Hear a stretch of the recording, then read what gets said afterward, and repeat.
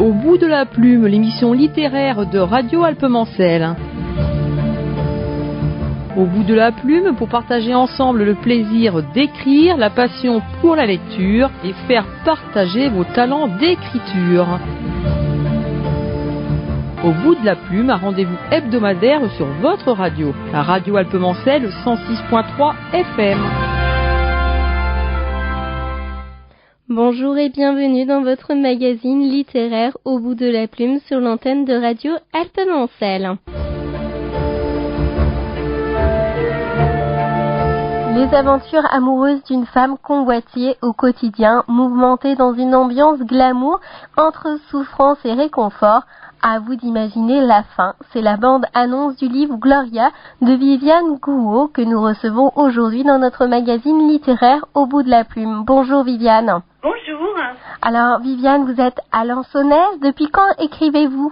Moi j'écris depuis toujours en fait.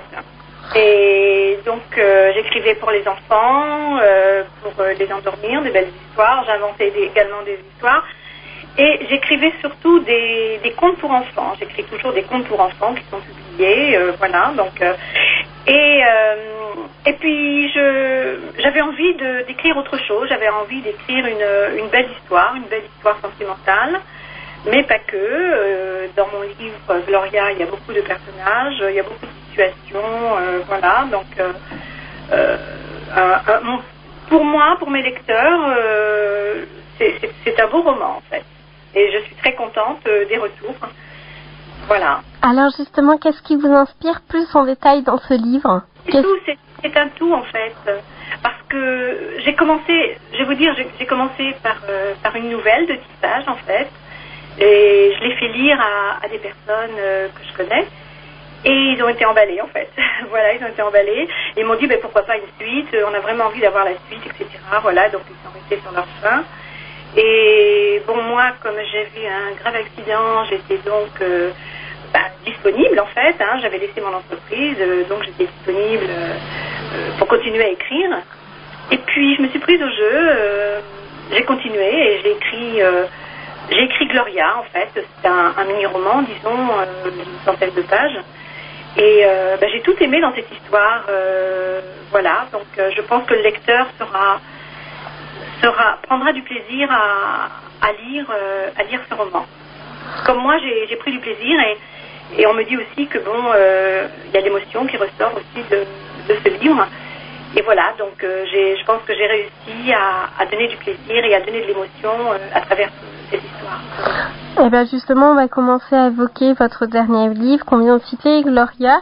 Alors vous avez commencé à nous en dire, j'ai commencé à évoquer les aventures amoureuses d'une jeune femme convoitée au quotidien. Est-ce que vous pouvez nous en dire plus au niveau de la synopsis de ce livre?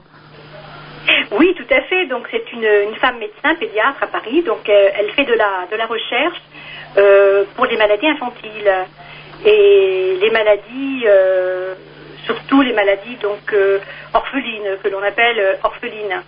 Et elle n'a pas le temps pour faire des rencontres. Donc et là, lors d'un congrès en Angleterre, elle fait la rencontre, cette belle rencontre avec cet homme, Jérémy. Et donc, à travers tout ça, à travers ses aventures, ses voyages, etc. Donc, voilà, donc c'est une femme qui nous fait aussi traverser les paysages. Elle nous fait découvrir aussi des parfums à travers son récit. Et bon, cet homme-là, donc Jérémy, va être avec elle pendant un certain temps, et puis il va y avoir beaucoup de choses de personnages qui vont se greffer dans ce livre, et également donc un petit garçon qui va être là aussi dans ce livre, qui a une très très grave maladie. Donc voilà, c'est donc l'amour et les chevaux redonneront-ils le sourire à Gloria, c'est la question. Donc, mais c'est vraiment d'après les lecteurs, c'est vraiment une belle histoire. Voilà. Alors c'est une histoire avec plusieurs histoires à l'intérieur qui racontent divers faits de société qu'on peut rencontrer de nos jours. Alors quand est paru ce livre? Il est paru en avril 2014. D'accord. Et vous avez raison de le souligner, c'est une histoire en fait qui raconte vraiment, qui est vraiment de notre temps en fait. Tout à fait. Combien de temps avez-vous mis pour écrire ce livre? Eh bien, j'ai mis, disons, à peu près un an. Ouais. Combien de temps y a-t-il eu entre la première nouvelle que vous aviez fait lire à vos amis et le temps de rédaction de ce livre? Oh, j'ai pratiquement, enfin, disons, écrit la suite, disons, peut-être, je sais pas, un mois ou 2 mois après, parce que j'avais, je sais pas, mes amis me disaient que bon, il fallait absolument faire la suite, ils en avaient vraiment envie, etc. Et moi, je me disais, mais c'est pas possible. Bon, j'ai jamais écrit un roman. Je ne me voyais pas du tout écrire un roman et continuer cette histoire. Je ne me voyais pas du tout continuer cette histoire. Puis je me suis prise au jeu, en fait. Voilà, donc je me suis prise au jeu et je prenais du plaisir à chaque paragraphe. Il vous a fallu votre temps pour réagir, votre temps pour assimiler et prévoir l'histoire que vous alliez faire à la suite de cette nouvelle. Hein. C'est normal. Vous avez remporté le prix de l'auteur sans piston en 2015 de la région Basse-Normandie organisé par Edilivre. Pouvez-vous nous en dire plus justement par rapport à ce livre? Eh bien, disons qu'il y avait donc c'est un Edilivre. Ça est assez connu quand même. Bon, on a dit beaucoup de choses sur Edilivre, voilà, beaucoup de critiques, de mauvaises critiques, etc. Mais il faut savoir que Edilivre édite aussi de très bons livres. Il y a de très très bons auteurs donc chez Edilivre. Et donc là, tous les ans, Edilivre fait donc donne un prix pour donc l'auteur sans piston, puisque c'est vrai que c'est très difficile de toute manière de se faire éditer, hein. Et donc, il donne la chance, Edilivre donne la chance à des livres, hein, à des auteurs. Et donc, moi, j'ai voulu donc essayer, voilà. Donc, j'ai donné ma candidature, j'ai présenté mon livre, et puis donc, il a été élu par des lecteurs et des auteurs suisses. Et nous étions donc 26 régions, en fait, à présenter nos livres. Alors, le prix de l'auteur sans piston s'organise à travers 2 sélections, une régionale puis une nationale. L'ensemble des auteurs Edilivre seront appelés à choisir du 2 mars au 12 avril les 5 finalistes nationaux parmi donc vous, les 26 lauréats dont vous faites partie. Alors, comment ça va se passer après? Est-ce que vous en savez plus à ce sujet? Oui, après, donc il y aura les 5 finalistes et puis il y aura des journalistes, des auteurs, dont il y aura aussi l'animateur Thierry Beccaro, qui va aussi lui être là pour donner le prix, les 3 prix, dont le premier prix national pour l'un des auteurs de l'auteur sans piston. Voilà. Alors, est-ce que vous avez regardé le travail des autres auteurs régionaux? Oui. Ouais. Oui, et franchement, ces 26 régions-là nous donnent de très bons auteurs et de très bons livres, en fait, bien écrits, tant sur le fond que la forme. Voilà, donc oui, tout à fait. Il faut dire aussi qu'Edilivre a maintenant, à ce jour-là, il a 10 000 auteurs, donc ce qui est pas mal quand même. Effectivement, hein, et puis on imagine ces livres aussi diversifiés les uns que les autres. Vous êtes à l'écoute du 106.3 FM Radio Alpes-Mancelles dans votre émission Au bout de la plume. Alors, vous n'avez pas que ce livre à votre actif puisque vous avez également écrit Madison. Alors, que raconte ce livre? Madison, c'est un conte pour enfants. C'est, disons, l'histoire d'une petite fille qui elle a 6 ans, ses parents sont professeurs tous les deux, et dont son papa est professeur de piano, et la petite fille fait du piano, elle adore le piano, etc. Et elle rêve d'être petit rat à l'opéra, donc elle rêve de danser, d'avoir le... Et donc, elle va demander en fait à ses parents, elle va demander d'essayer de faire de la danse, d'apprendre la danse en fait. Elle a 6 ans, donc elle peut très bien commencer à faire de la danse classique. Et ses parents ne voient pas ça d'un bon œil, donc tu as déjà le piano, difficile, donc voilà, et il reste avec le piano, c'est très difficile, etc. Sa nounou lui dit la même chose, voilà, donc voilà, elle va partir dans un monde fantastique, où en fait elle va rencontrer son grand-père qu'elle adorait, son grand-père qui est décédé, et voilà, donc elle va essayer, donc d'imaginer qu'elle est Petit Rat à l'opéra, donc voilà. Alors, quand est-ce que vous l'avez écrit ce livre? Eh bien, Madison, je l'ai écrit bien avant Gloria, en fait, puisque je vous disais tout à l'heure, donc j'écris surtout pour les enfants. Et Gloria n'avait pas été jusqu'à maintenant éditée, donc c'est Edilivre également qui l'a édité. Et donc les dessins sont d'une personne que je connais très bien, donc voilà, donc c'est grâce à tout ça, Madison a pu voir le jour, et donc j'ai fait des dédicaces, et je pense que les enfants ont beaucoup aimé cette histoire. Alors, effectivement, on peut... Pardon, allez-y. Non, je disais que c'était Madison, donc dans son monde fantastique, en fait, voilà. Et je pense que ça doit s'appeler aux enfants. Parce que les enfants, maintenant, je pense que les enfants ont envie, ils ont toujours eu envie de rêver, mais certaines personnes, certains parents veulent leur faire de la danse, des concours, des choses comme ça, voilà, donc ils n'ont plus vraiment le temps de lire de belles images, de lire de belles histoires. Et je pense que ça plaît, d'après les dédicaces que j'ai fait, j'ai rencontré des petites filles, c'est un livre qui plaît beaucoup.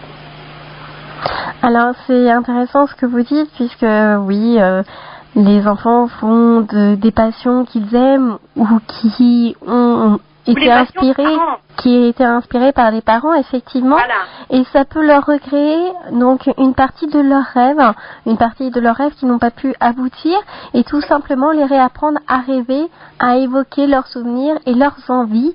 Alors c'est très sympathique dans les deux cas, que ce soit Madison ou Gloria. Vous avez commencé à parler d'illustration. Au niveau de la page de couverture, ils sont assez sobres, c'est vrai, mais à la fois, on va parler par exemple de Madison au départ, on voit Madison en petit rat d'opéra, on voit Madison toute petite, c'est très évocateur, il n'y a pas forcément besoin de trop en faire sous une couverture au final.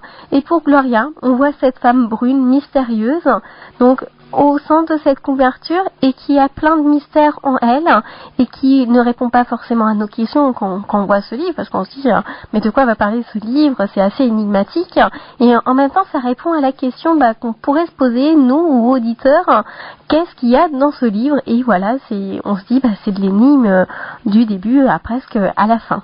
Voilà. Il faut le découvrir, voilà. Voilà, on va pas trop en dire pour nos auditeurs quand même, faut leur laisser l'envie de le découvrir. Alors combien de temps il vous a fallu pour écrire Madison? Madison, je l'ai écrit assez vite en fait. Je me suis mis dans l'histoire, j'ai imaginé l'histoire et je l'ai écrit très vite en fait. Alors, est-ce que vos enfants étaient encore un peu petits quand vous l'aviez écrit? Non, du tout. Ils sont grands, ils sont partis, mais j'ai 2 petits-enfants, et Madison, je l'ai écrit un peu pour eux, en fait, ouais. Un petit garçon, donc j'ai écrit ça un peu pour eux. Puis de toute façon, j'aime le monde des enfants, de toute manière, donc voilà. Il y a tellement d'enfants malheureux donc sur Terre, et voilà, donc j'ai voulu aussi écrire pour eux.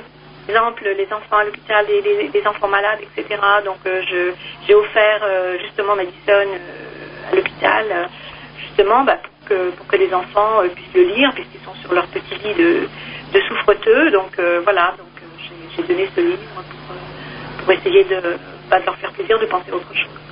Avez-vous d'autres projets d'écriture, que ce soit pour les enfants ou même dans les romans?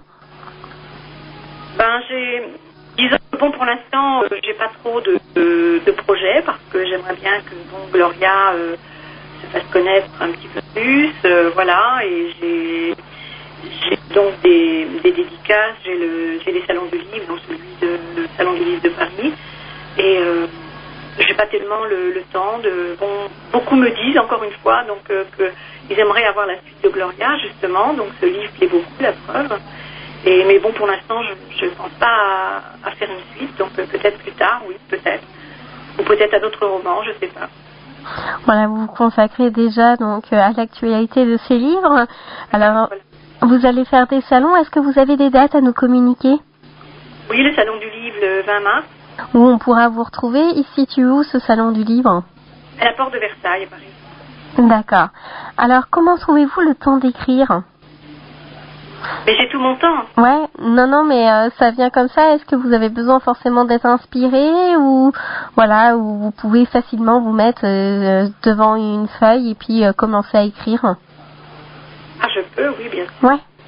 Mais il faut vraiment que je sois inspirée, voilà. Donc c'est vrai que l'écriture, ça se fait pas comme ça, quoi. Bien sûr. Je vais tout simplement terminer en vous demandant vos contacts, si des personnes sont intéressées pour vous contacter, pour parler donc de vos ouvrages.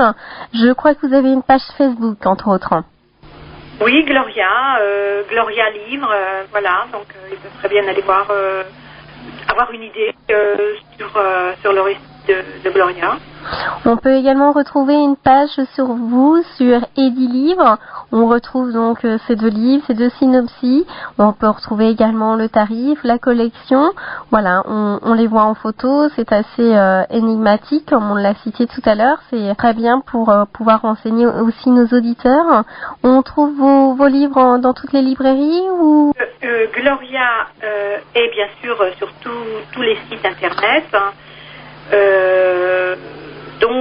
Et là bientôt vers le 15 mars il sera sur toutes les boutiques de libraires. Il sera chez tous les libraires en fait. D'accord. Il sera répertorié chez les libraires à partir du 15, donc on pourra le commander voilà. Directement. Super. Voilà. Pas seulement sur internet mais en boutique. Bien écoutez Viviane, je vous remercie. C'était un plaisir de vous avoir sur l'antenne de Radio Alpes-Mancel et pourquoi pas à très vite. Mais je vous remercie et à bientôt. Je vous remercie, passez une très bonne journée. À bientôt, au revoir.